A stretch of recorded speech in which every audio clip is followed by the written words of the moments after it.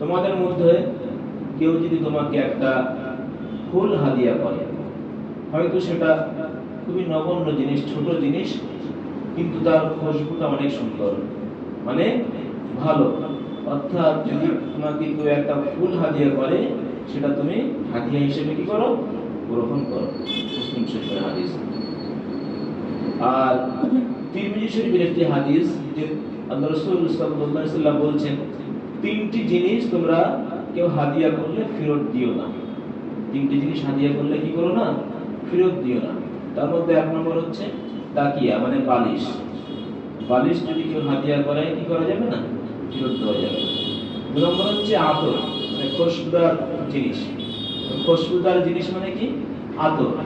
আতর কেউ যদি হাদিয়া করে, সেটা ফেরত দেওয়া যাবে না। আর তিন নম্বর হচ্ছে দুধ। দুধ যদি কেউ হাদিয়া করে, সেটা ফেরত দেওয়া যাবে না। এটা তিরমিজি শরীফের হাদিস। তো এটা হলো কি? হাদিয়া দেওয়া এটা সুন্নাত, হাদিয়া গ্রহণ করা এটাও কি বলেন? সুন্নাতের মধ্যে শামিল। বলুন সুবহানাল্লাহ। তাহলে তাকিয়া মানে বালিশ। বালিশ থেকে এখানে বলা হচ্ছে যে বসার জায়গা। কেউ যদি তোমাকে কি দেয়? বসার জায়গা দেয়, তুমি কি করো? সেখানে হলো কিছুক্ষণ তার সম্মানার্থে বসো, ঠিক আছে? অর্থাৎ একটা শুধু বালিশ মানে শুধু বালিশ নয়, বসার জায়গা হতে পারে। অর্থাৎ ছোট থেকে ছোট জিনিস, ছোট থেকে ছোট জিনিস কেউ যদি তোমাকে হাদিয়া করে, সেটা করো না, ফেরত দিও না। কেন? তুমি যদি ফেরত দাও, যে যে তোমাকে হাদিয়া করছে তার কি হবে? তার কষ্ট হবে না যে আমি আমার হাদিয়াটা ছোট জিনিস, সেই জন্য এটা গ্রহণ করলো না। তাহলে তার দিলে কষ্ট লাগবে, আঘাত লাগবে, সে ব্যথা পাবে। অর্থাৎ এই হিসাবে ছোট থেকে ছোট জিনিস যদি সামান্য একটা ফুলও হাদিয়া করে, সেটাকে ফেরত দেওয়া যাবে না, অর্থাৎ তার অন্তরে ব্যথা দেওয়া যাবে না। এই হাদিয়া দেওয়া নেওয়া এটা কিন্তু আমাদের থেকে মানে একদম মানে উঠে গেছে। আমরা প্রয়োজন ছাড়া, মানে স্বার্থ ছাড়া, বিনা স্বার্থে কাউকে কিছু আমরা হাদিয়া দিই না। একটা ছোট্ট জিনিস, ছোট্ট আদরের শিশি হলো, বা কোনো জিনিস, একটা পেন যদি কলম হয়, যদি হাদিয়া করে, সেটা কি করা? একে অপরের সঙ্গে যে হাদিয়া করা। রাসূলুল্লাহ সাল্লাল্লাহু আলাইহি ওয়াসাল্লাম কি করতেন? হাদিয়া গ্রহণ করতেন। তার জন্য কি হাদিয়া গ্রহণ করা জায়েজ ছিল। আর রাসূলুল্লাহ সাল্লাল্লাহু আলাইহি ওয়াসাল্লামের জন্য যাকাত গ্রহণ করা কি ছিল না? জায়েজ ছিল না। তো হাদিয়া দেওয়া নেওয়া এটা আমাদের নিজেদের পরিচিত ব্যক্তি ছাড়া অপরিচিত ব্যক্তিদেরকে আমরা এই যে হাদিয়া দেওয়া নেওয়া, এই সুন্নতটা কিন্তু আমাদের প্রায় উঠে গেছে। এটা চলে না, মানে নেই বললেই চলে। এটা আমাদের একে অপরের মধ্যে চেষ্টা করতে হবে যে মাঝে সমাজে একটু হাদিয়া করা, একে অপরের সঙ্গে মহব্বত ভালোবাসা বৃদ্ধি করা। এই হাদিয়া দেওয়ার উপাস কিন্তু আমাদের মধ্যে কি করতে হবে? আস্তে আস্তে এই সুন্নতটা জীবিত করতে হবে। আল্লাহ তাআলা আমাদেরকে আমল করার তৌফিক দান করুন। আল্লাহুম্মা আমিন। দ্বিতীয় হক হচ্ছে একজন মুসলমান হিসেবে মুসলমানের, সেটা হলো মুসলমানের ইজ্জত আবরু নিয়ে কি করা? মুসলমানের ইজ্জত আবরুকে হেফাজত করা। সুবহানাল্লাহ। এক জায়গায় কি হচ্ছে?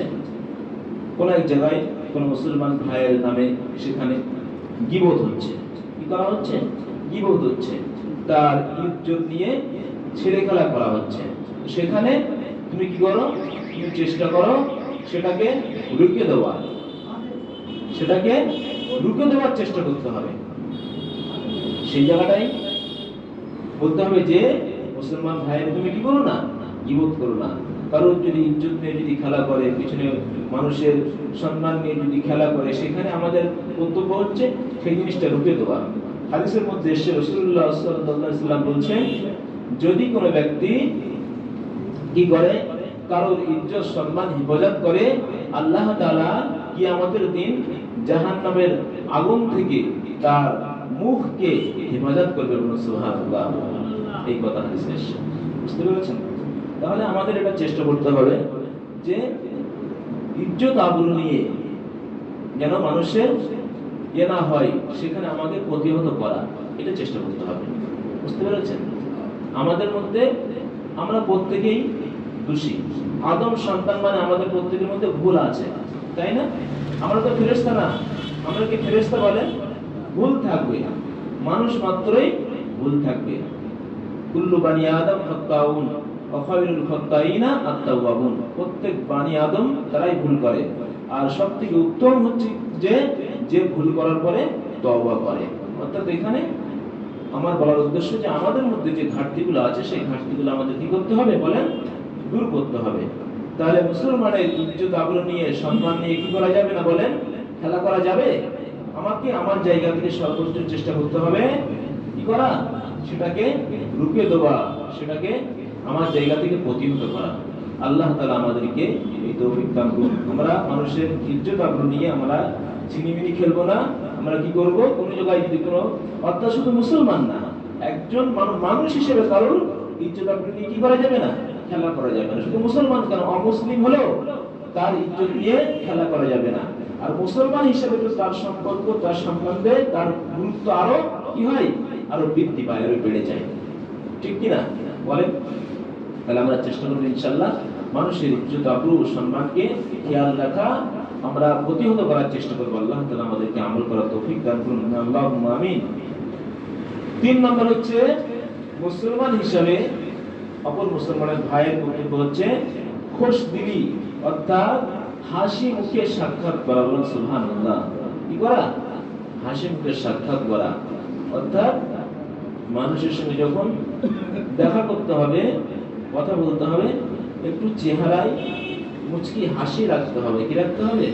মুচকি হাসি রাখতে হবে। এটা কিন্তু খুবই দামি জিনিস।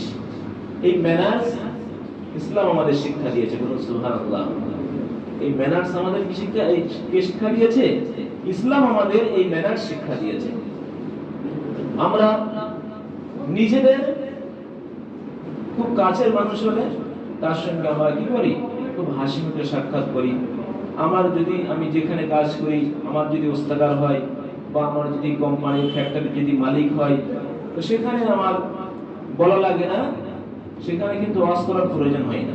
সেখানে আমাকে হাসতে হবে, এই ওয়াজ করার তো প্রয়োজন নেই। প্রয়োজন আছে কি?